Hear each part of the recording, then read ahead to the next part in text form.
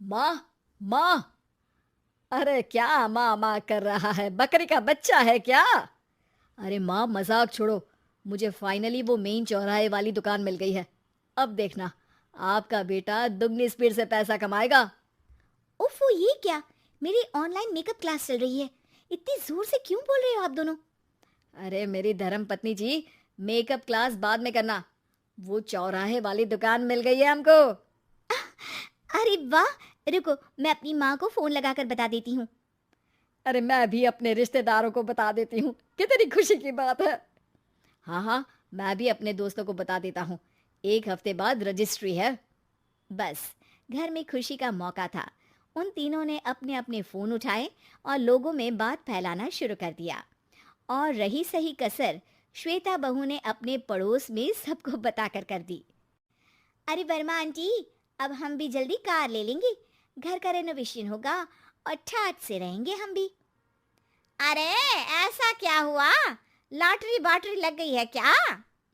अरे, इस बार चौराहे वाली मॉल में हमको भी दुकान मिल गई है।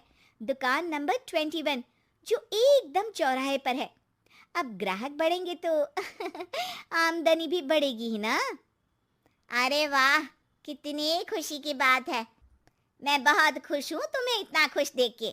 बाकी एक बात कहूँ, सबको मत बताते फिरना।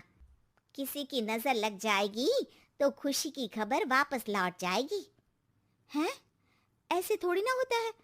अब डरा रही हो। अरे सही कह रही हूँ। काली नजर कहते हैं इस चीज को, जब आप किसी को कुछ बताओ और वो काम बिगड़ जाए। अरे लेकिन मैं तो। तुमने सबको बता दिया ना? हाँ, फोन लगा लगा के। अब बच के रहना। काली नजर बड़ी खतरनाक होती है। श्वेता इतनी खुश रहती है कि वो वर्मा आंटी की बात पर ध्यान ही नहीं देती, जबकि पड़ोस में और भी लोगों से खुशी की खबर शेयर करती रहती है। अगले दिन राजेश बहुत दुखी होकर घर आता है। अरे बेटा, क्या हुआ? मुंह क्यों सूजा हुआ है? मधुमक्खी ने काट लिया क्या? माँ, वो दुकान किसी और के पास चली गई।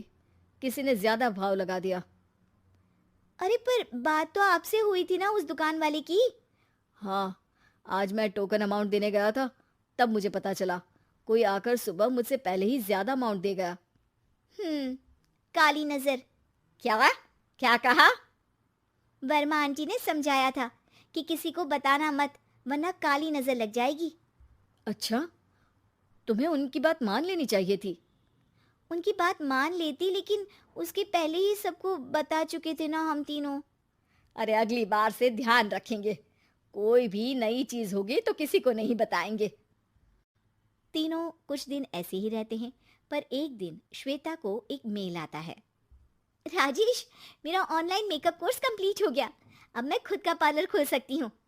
अरे वाह, अपने मोहल्ले में ही खोलते हैं। ये जो घर के सामने दुकान है ना, वहीं। हाँ, यहाँ सस्ती भी मिल जाएगी।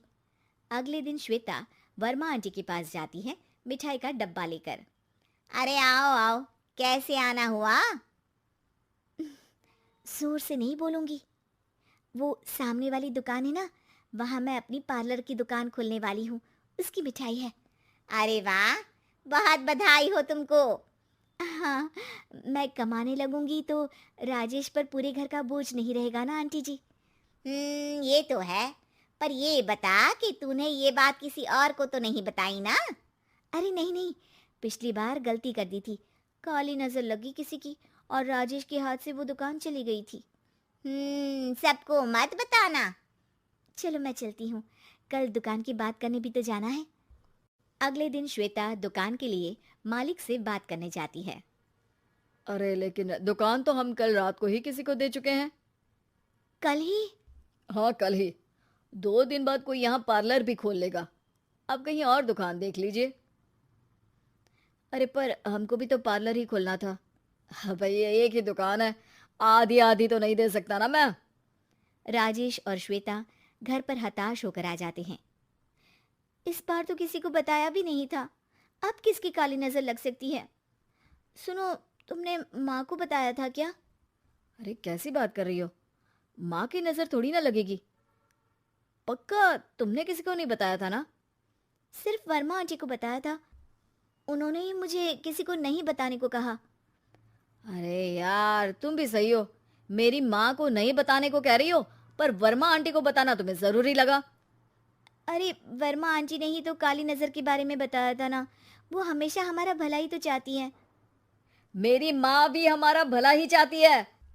अरे पर चिल्ला क्यों रहे हो? बात नहीं कर सकते क्या आराम से? नहीं आता वो आराम से बात करना, और करना भी नहीं चाहता हूं मैं। दुकान जाने का दुख गुस्से में बदल गया था और राजेश और श्वेता में बात बंद हो गई थी। 2 दिन बाद मोहल्ले में पार्लर का इनॉग्रेशन हुआ, जिसमें मोहल्ले के सभी लोगों को बुलाया गया, पर श्वेता, राजेश और माँ नहीं जाते। माँ, अंदर आ जाओ, क्या देख रही हो? अरे नया पार्लर देख रही हूँ अपने आंगन से। देखो, माँ को दूसरे का सुख देखने में कितना मजा आ रहा है। मेरा दुख नहीं दिख रहा इन्हें। यहाँ मेरा पार्लर भी तो हो सकता था। अरे चुप रहो यार, हर बात में लड़ाई क्यों ढूंढ रही हो? राजेश और श्वेता फिर बहस करने लगते थे। तभी माँ ने दोनों को बाहर बुलाया।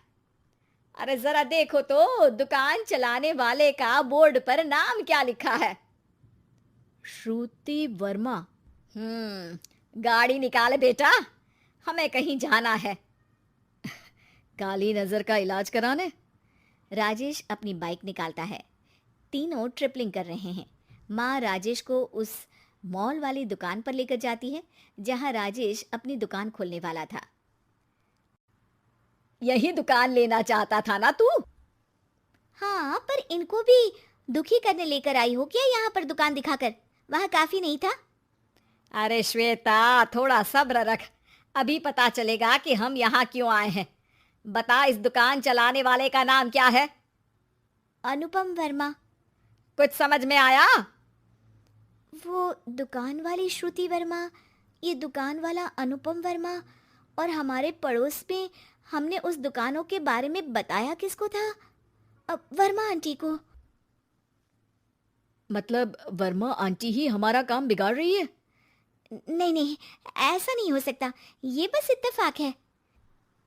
राजेश अपना फोन निकालता है और श्रुति वर्मा और अनुपम वर्मा के नाम फेसबुक पर सर्च करता है, जहां ये दोनों ही वर्मा आंटी के रिश्तेदार होते हैं। श्वेता को समझ में आ जाता है कि वर्मा आंटी की ही नजर काली नजर है। अब क्या करना है? कोई भी खुशी की खबर हो तो काली नजर से बचना है, यानी वर्मा आंटी से बचना है। अरे पर मुझे ये समझ में नहीं आया कि वो हमारे साथ ऐसा क्यों करेंगी। अरे बेटा, एक सीख है, दूर के आदमी को आपकी तरक्की से कम परेशानी होगी, पड़ोसी को ज्यादा। दोनों माँ की बात में हामी भरते हैं और अगला काम चुपचाप करने की कसम खाते हैं, ताकि आगे से वर्मा आंटी कोई काम ना बिगाड़ सके।